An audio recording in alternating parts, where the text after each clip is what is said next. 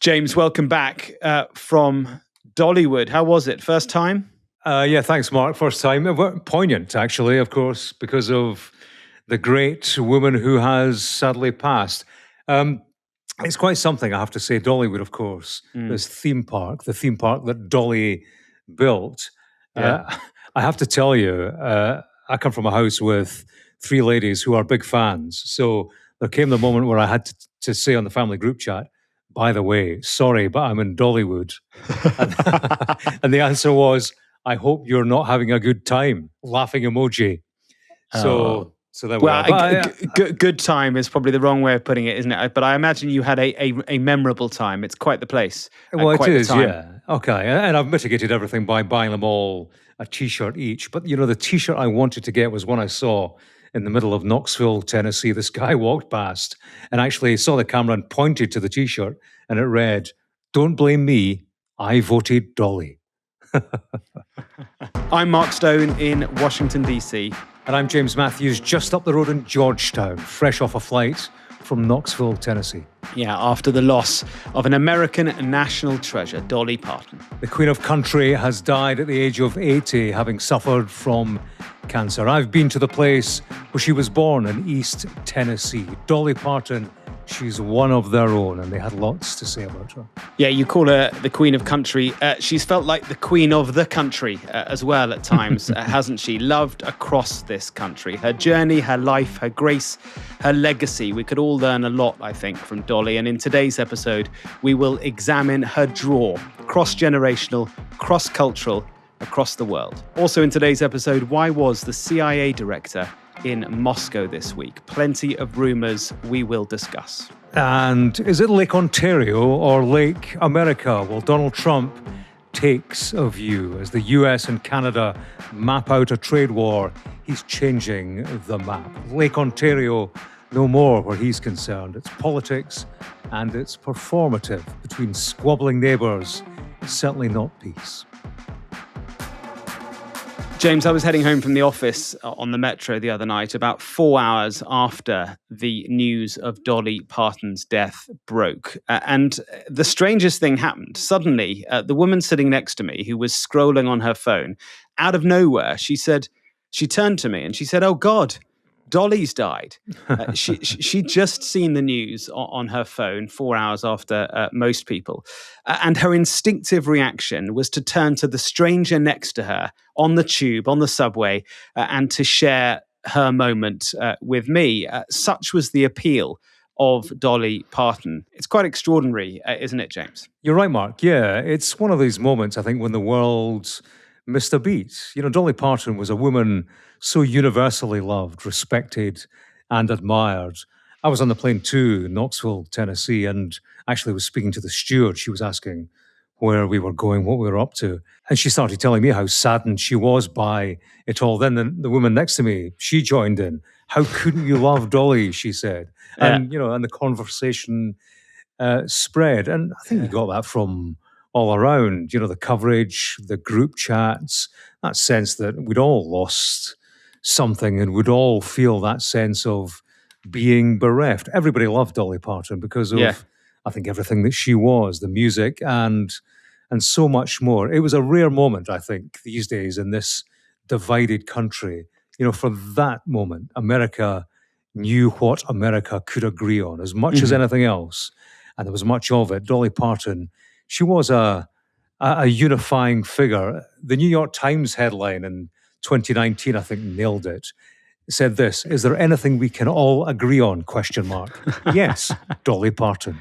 Absolutely. Fantastic headline. I remember it. She was loved by conservatives and by liberals in cities and in rural communities, Black America and white America and everything in between. You didn't have to be a real fan of her music necessarily to be able to admire the person she was. Yes, and I think in this country, particularly in East Tennessee, where she's from, they love the rags to riches tale. I said that she was one of their own, and they take a great sense of pride in what she achieved, having come from nothing to this icon, American and international, mega rich in cash terms, but also just in generosity and philanthropy, very sharp on business and all the rest of it. And also just a huge figure in that part of the world. The local hospital this year was named after Dolly Parton. There was so much that she gave to that community, building infrastructure and generally helping the place out, giving something back, giving a lot back.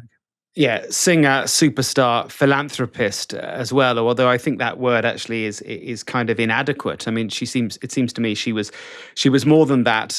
James, I've not been to Dollywood. I've actually been just the other side of the Smoky Mountains. We took an Airbnb a couple of years ago. It's absolutely stunning down there. Very, very rural. I've been there for work as well. I'll talk about that in a moment. But just paint a picture of what Dollywood is. It's a theme park, isn't it? Built by her, owned by her. It's her through and through. It is, yeah. And it's, a theme park. Much of it is what you would imagine, roller coasters, attractions, somewhere to take the family. But, there are auditoriums where you can go and see shows, and you can see the museum, very much the Dolly Parton experience, where her success is laid bare. The platinum album, she sold more than 100 million records, displays about where she came from, the humble beginnings, that cabin where she grew up in, a one-room cabin for mum, dad, and 12 kids. And, the night before we went to Dollywood, Mark, we were in Knoxville, Tennessee, went to a Scottish Appalachian bar, no less. So, I kind of bounded in and said, I'm Scottish. There was a band on stage. And, we were trying to get a sense of the place. And a fiddle band, fiddle, banjo, bass guitar, and all the rest of it. And we're a TV crew. We were after some Dolly Parton music. And they were great. They couldn't have been more welcoming. And I said, look, we're Sky News. We're trying to get a sense of the place. Do you know any Dolly Parton numbers? I said, you couldn't do Jolene for us, could you, by any chance? And thinking, they tell me to run along. But, as I spoke the words, the guy on the banjo, he just started picking away at that Jolene riff. And the Julie kind of all sort of joined in. And within 5 minutes, they had it note perfect. So that's the kind of place it is. They know their music. Yeah. They know their Dolly Parton. I spoke to Sarah Baskin. She said she was on bass. She said, look, I'm the same age as Dolly Parton. I knew her when she was a kid. She remembered her being driven by her Uncle Bill in the mornings early before school started to the local radio station. She used to stand on a box so she could reach the mic. She was a tiny thing, she said. And she used to go down, sing on the radio on the farm and home hour, and then get driven back to school, sleeping in the car on the way. And the way that Sarah spoke about this young Dolly Parton, spoke about how she just glowed with a charisma. She was so adorable. You just couldn't take your eyes off her. That charisma where she just glowed no matter. She loved it so much. Yeah, I mean, truly, James, hers was a rags to riches story, but a woman who never forgot where she came from. Indeed, Dollywood is built in the community where she grew up, the foothills of the Smoky Mountains. She was one of 12 children, dirt poor. The quintessentially quotable Dolly Parton used to joke that they did have running water at home. If they wanted the water, they had to run for it. So, I mean, she had a remarkable and hard upbringing, didn't she? But went on to sell more than 100 million records over this career spanning 7 decades. Huge talent, and what an incredible businesswoman as well. There's that famous story, isn't there, about Elvis Presley? You're right, Mark. Yeah, and let me ask you, at this stage, what is your favourite Dolly Parton song? Actually, it is, and was even before, and lots of people are probably saying this now, but it was her version of "I Will Always Love You." So much better than Whitney's, I think. Oh, I'm not with you. No. Whitney Houston for me, Mark. Yeah. Actually, as she said, she reckoned that it was her song, she said, but it was Whitney Houston's record. She heard it in the car and she had to pull over when Whitney Houston got to the chorus. But anyway, that song is at the center of one of the stories that reflect just what a sharp business entrepreneur Dolly Parton was, because Elvis rocked up one day and said, I like that song, I would like to record it. Yeah. But Elvis's manager, he wanted half the publishing rights. Yeah, Dolly he was Parton's savvy. But she was more savvy. She said, no chance. And actually said she cried for hours afterwards, having turned down Elvis. But, she held on to the song. Whitney Houston eventually got there, and it became one of the biggest selling singles of all time. It made millions for Dolly Parton. And interestingly, she used some of the cash to invest in a property in a black area around Nashville. She called it, this property, the house that Whitney built, and said famously, "I'm going to be down here with her people, who are my people as well." Yeah, James, I mentioned the community that she grew up in. I spent a bit of time in the hill and valley communities around the Smokies, actually more time in Kentucky and Louisiana to the south for me than Tennessee. But I do recall one particular assignment. We went for some devastating flooding a few years ago. These are such rural places, aren't they? Among the poorest in America. They were when Dolly grew up, and they remain extremely poor. And I'm sure there are plenty of young Dolly Partons there now who are, or who should be, inspired by her life and what she achieved. Yeah, and young people, very much one of her concerns. She had this imagination library, Mark, which continues today, this scheme to teach children to read and write, which has gone worldwide. There are youngsters in housing schemes in the UK today who are learning to read and write because of Dolly Parton. And that's something that came from her own father's illiteracy.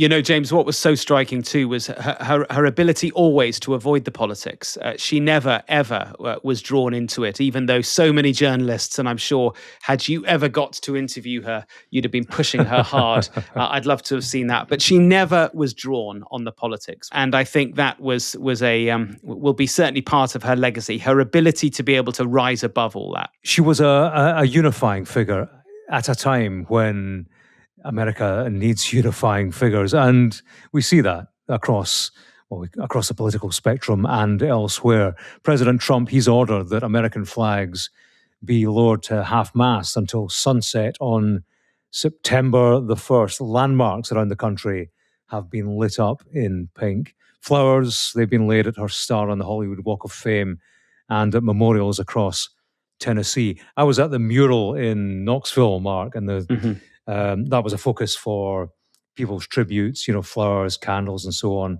There was one woman who turned up, she sprayed perfume on the mural, and one man I saw, he kissed his hand and touched Dolly's lips on this mural. There was one, we speak about unification. There are always politics, and I suppose there is always division. There was one bunch of flowers there, and it had a message on it. It read this: "In a world of Trumps, be a Dolly. R.I.P. Queen."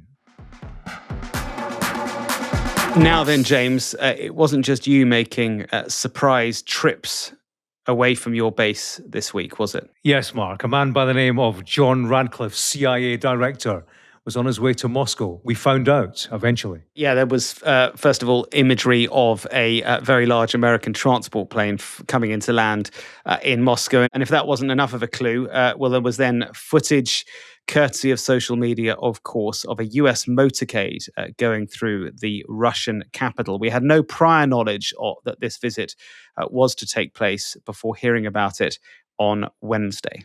Yeah, sounds like a down-market spy drama, but this is a reality tale. Director of the CIA on what was largely a clandestine mission to Moscow until we all found out about it.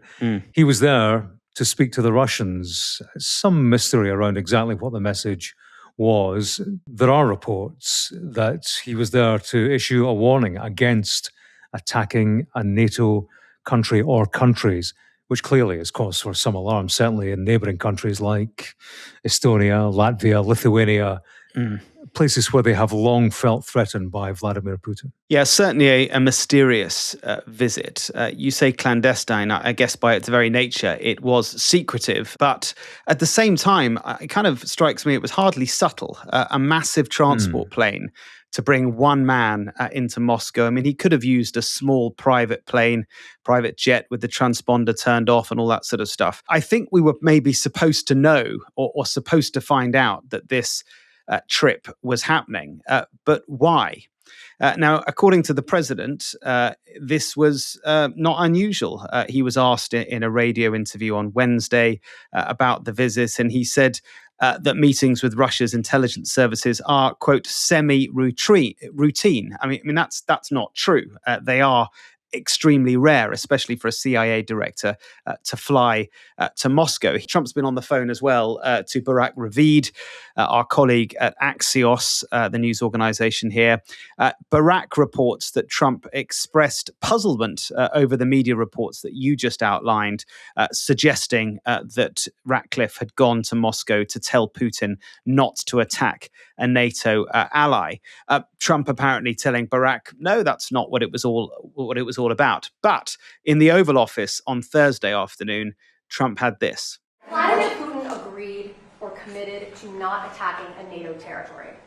I've had good talks with him. He's not going to be attacking a NATO territory. Mr. President, did Ratcliffe deliver a warning to Russia not to attack NATO territory during his... Well, I don't want to comment on that, but they're not going to attack. So there you go, James. Trump not really explaining what the reasons behind this visit by the CIA director was all about.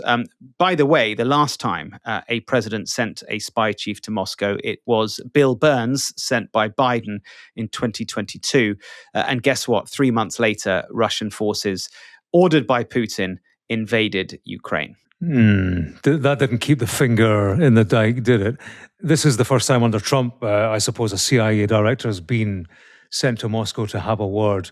The flight tracking data, that showed the C-17 taking off from Latvia. So I don't know if that gives us any clues as to the substance of this meeting. I mean, Latvia and other countries will be worried about what it says about Putin and what he does next, if indeed that is any kind of clue. As we point out, there are various reports about what this was all about. It has been reported that Putin is lining up some kind of escalation, some kind of aggression against a NATO state at a time when he's feeling the squeeze in the conflict with Ukraine, perhaps senses an opportunity to test the NATO alliance, test America's commitment to it, because he might never get a better chance, given Trump's rhetoric towards NATO countries, the fact that he is stretched elsewhere and shows little inclination to upset Putin over Ukraine, NATO, or indeed anything else. I do see the New York Times reporting currently, they're quoting current and former officials as saying that Ratcliffe was in town to urge the Russians to cut a deal with Ukraine before their situation gets worse. I do wonder, James, whether this moment, August 2026, will, when we all look back at it, be framed as one of those really dangerous moments in this conflict, one that we at the time weren't quite sure what was going on. In the middle of it, hard to see what's happening. But looking back, turns out to have been a moment of great jeopardy for the European continent, for the European-American relationship as well. And of course, these are really uncertain times with some firebrands in charge, Trump, Putin, alongside some really untested leaders, Andy Burnham, for one. The other point I would make is that if the Americans do have some sort of intelligence to suggest that Russia might be thinking about making a move on a NATO country, one of those Eastern Bloc NATO countries, well, I think that prompts 2 points. First of all, have the Americans told their NATO allies about this intelligence? I mean, under a previous administration, you would expect that they would, but maybe they haven't. The second point, in a British context, is this not the clearest hint yet that British leaders really need to invest more in our own defence, and they need to explain to the British public why that investment in defence is as important, if not more important, than investment in schools, hospitals, and welfare. The point here, I think, James, is that it's easy to see an argument where Putin wants to test our resolve. He wants to test America's resolve. He wants to test Trump's resolve, whether he, Trump, would back and protect his European allies. I think, frankly, we're in a situation where every day offers a different degree of jeopardy. Quite what this constitutes, I suppose we'll see in the fullness of time. I see that a British official told Politico the CIA director was asking officials in Moscow to stop sharing weapons and defense technology with Iran. And he was asking them not to overreact if it is affected by the sanctions. And I do wonder if that goes to the nub of it. We had Scott Bessent, Treasury Secretary, on his feet this week, threatening countries with secondary sanctions vis-a-vis Iran. Of course, the big story there is China. It's also Russia and its relations with Iran, the cash and resources that are being channeled towards the Iranian war effort against the United States. Perhaps Ratcliffe was the messenger with something to say in that regard. There are many, Trump's opponents certainly, who would want Ratcliffe to go into Moscow and deliver that message with one hand around Vladimir Putin's throat. Equally, I think there are many who wouldn't see that as an option, not under this current president. Now, James, President Trump's been at it again, hasn't he? Renaming things on the map. Just before we started recording, a surprise executive order in the Oval Office. And it wasn't about the economy. It wasn't about wars. It was about a lake in the Great Lakes area. It very much was, yeah. The renamer-in-chief. I guess the purpose of this, more than anything else, is we're going to be changing the name of Lake Ontario, effective immediately, to Lake America. I have spoken before about the old days, Aberdeenshire, Donald Trump and his golf courses. Yes. This does take me back to when he opened his golf course. It was on the Many Estate in Aberdeenshire. That's what it's been known as through time, centuries. So we're all there, a big press pack, and Donald Trump swings the golf club, bagpipers there, the whole shortbread thing was going on. And he said, he announced he announced to the assembled mass. Well, no, he changed the name of that as well, given half the chance. But to the assembled mass, he said, "This is the Great Dunes of Scotland." The Great Dunes of Scotland. And we all kind of turned to each other and said, well, that'll be right. And, it remains the Many Estate, I'm glad to say. But clearly, even then, he had a taste for it. Just pinning labels on stuff. And now, we've had the Gulf of Mexico, now the Gulf of America, and now we have this in the midst of the trade war with Canada, of course. It's not Lake Ontario, according to him, it is Lake America. Yeah, and he said it only takes a pen and some intelligence to rename these things. So there you go, intelligence. But why stop there, Mr. President? Listen to this. So if you think about it, we have a Gulf and we have a lake. Now all we need is an ocean. So maybe we'll have to change the name of the Atlantic and or the Pacific. Maybe we'll change them both. For me, Mark, it's performative, isn't it? I would say... Performative and pathetic. Or pantomime stuff. Yeah. I'll see your pee and I'll raise you a couple. It gives Trump an easy headline, doesn't it? And the people who back him will bite on this. They'll see him as sticking it to the Canadians, trolling the neighbours. And there'll be a sugar rush in that. But, of course, there's a bigger story here. And the bigger it gets, the more he is risking a spectacular tackle. Trump always chickens out. Canada, it's suffering from trade conflict with the US, and it will suffer more. Trump, he's in the stronger position to fight on trade, but America will feel pain too, and it will feel certainly Canada's resilience in all of this. The Canadians, they're backing Carney. There's an element of the existential about this struggle for them, and this business of changing maps, that plays into what is a significant element in all of this. It does carry the sound of Trump threatening Canada's sovereignty yet again. And I think this will feed the support in Canada for a robust resistance. Carney, he's presenting as a man who can take a punch and a man engaged in a serious effort to restructure the way that his country does business in a way that carves out the United States. And at the heart of it is an aggressive policy towards the US in which, he does have this political capital behind him that buys him time. I'm fascinated, James, to see how some of what Trump has been doing over the past few weeks, month or two, what impact that has on the midterm elections. They are in November, that midpoint in this presidential cycle, the moment where the Republicans under Trump could lose the House, they could lose the Senate, they could lose the power that they currently have. It's a massive moment indeed. And, just look at the map and look at the states, which are, according to the pollsters, toss-ups at the moment. States like Maine, Michigan, Iowa, Ohio. Where are these places? They're in the north of the United States. What is their big trading partner? Canada.